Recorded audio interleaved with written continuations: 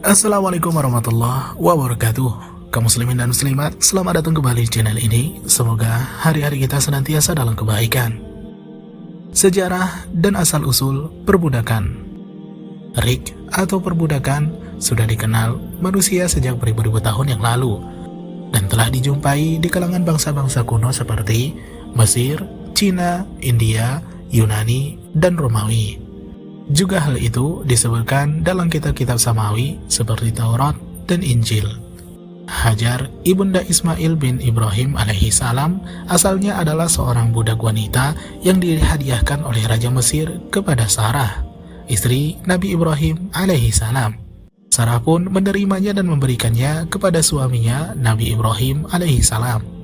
Kemudian Nabi Ibrahim alaihi salam menggaulinya dan kemudian melahirkan Nabi Ismail alaihi salam untuknya. Adapun asal-usul terjadinya rik atau perbudakan adalah karena sebab-sebab berikut ini. Pertama adalah perang. Jika sekelompok manusia memerangi kelompok manusia lainnya dan berhasil mengalahkannya, maka mereka menjadikan para wanita dan anak-anak kelompok yang berhasil dikalahkan sebagai budak. Yang kedua adalah kefakiran. Tidak jarang kefakiran mendorong manusia menjual anak-anak mereka untuk dijadikan sebagai budak bagi manusia lainnya. Yang ketiga, perampokan dan pembajakan.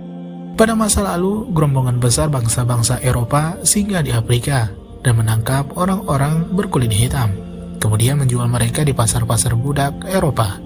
Di samping itu, para pembajak laut dari Eropa membajak kapal-kapal melintas di lautan, menyerang para penumpangnya, dan jika mereka berhasil mengalahkannya, maka mereka menjual para penumpangnya di pasar-pasar budak Eropa, dan mereka memakan hasil penjualannya.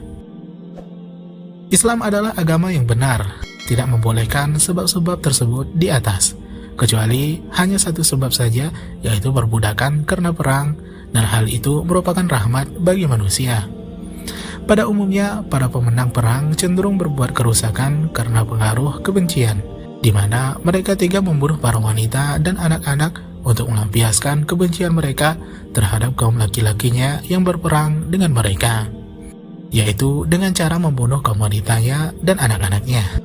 Sedangkan alasan agama Islam membolehkan para pemeluknya memperbudak para wanita dan anak-anak kaumnya yang dikalahkan ialah: yang pertama, untuk memelihara kelangsungan hidup mereka.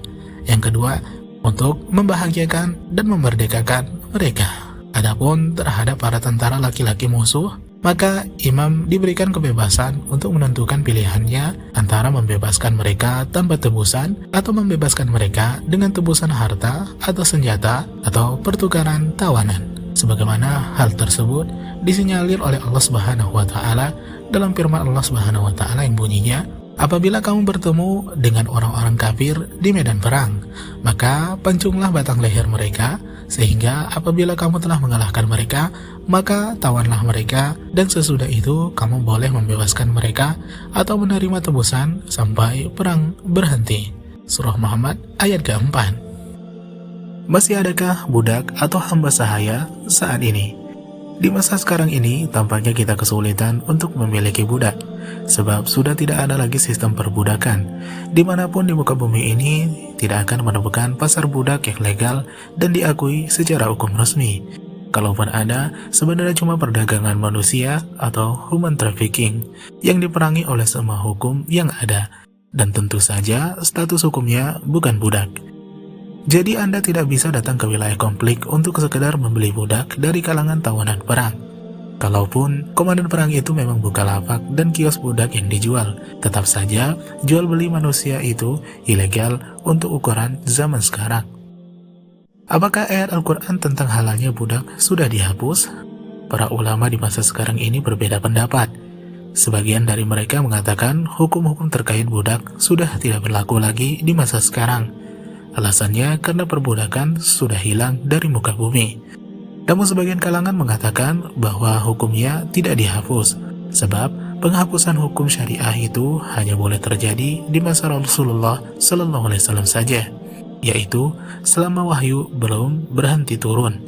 Yang terjadi adalah bahwa sistem perbudakan untuk zaman sekarang ini sudah tidak ada.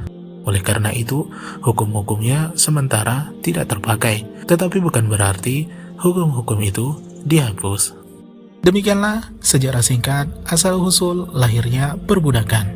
Semoga menambah wawasan ilmu pengetahuan kepada kita semuanya. Barakallahu fikum wa jazakumullahu khairan.